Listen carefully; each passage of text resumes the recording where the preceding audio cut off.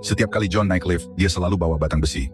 Begitu lift melewati lantai 7, dia langsung menekan tombol stop, membuat lift berhenti di antara lantai 7 dan 8. Lalu dia pakai batang besi itu untuk membuka pintu lift yang terbuat dari baja. Hanya dengan cara ini, orang-orang di dalam lift bisa sampai ke lantai 7,5, karena berada di tengah dua lantai.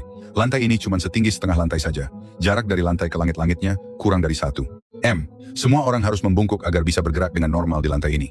Walaupun bukan tempat yang biasa untuk orang tinggal, banyak orang tetap datang ke lantai kantor ini untuk mencari pekerjaan. Soalnya ada sebuah perusahaan di lantai ini yang gajinya 10 kali lipat lebih besar daripada perusahaan di lantai lain, yaitu 100.000 sebulan. Tapi selain gaji besar, perusahaan ini juga punya rahasia lain yang bahkan bosnya sendiri nggak tahu. Dan rahasia itu ditemukan oleh seorang karyawan baru pada hari itu saat sedang merapikan berkas. John nggak sengaja menjatuhkan dokumen ke sudut dinding untuk mengambilnya. Dia geser lemari penyimpanan yang berat. Ternyata di belakangnya ada pintu kayu setinggi 12 meter yang tersembunyi di dinding. Setelah membuka pintu itu, di dalamnya ada lubang hitam yang nggak ada dasarnya. John pikir mungkin ada harta karun di dalamnya, jadi dia coba merangkak masuk. Tapi setelah beberapa meter pintu kayu di belakangnya tiba-tiba tertutup otomatis. Sebelum John bisa bereaksi, sebuah kekuatan misterius muncul dan menariknya langsung ke ujung lubang hitam. Setelah melewati lubang itu, John sampai di ruangan yang asing. Tapi, anehnya, tubuhnya mulai makan sarapan tanpa bisa dikendalikan, lalu membersihkan piring. Semua gerakannya menunjukkan bahwa dia sangat familiar dengan tempat itu, seperti pemilik ruangan baru.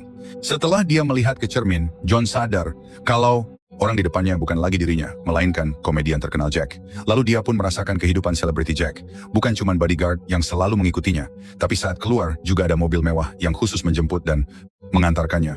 Saat John asyik menikmati gaya hidup mewah ini, tiba-tiba dia kembali disedot oleh kekuatan misterius itu, jatuh dari langit dan mendarat di selokan busuk di pinggir jalan.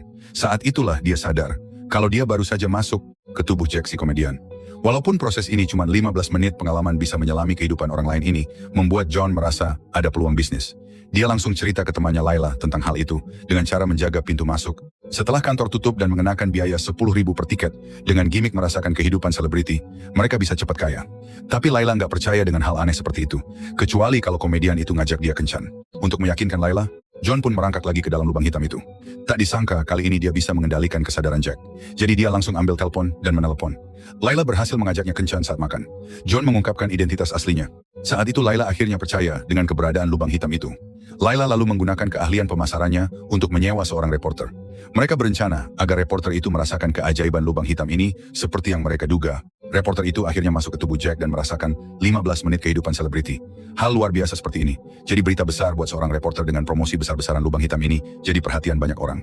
Setiap malam antrian panjang terbentuk di pintu masuk perusahaan.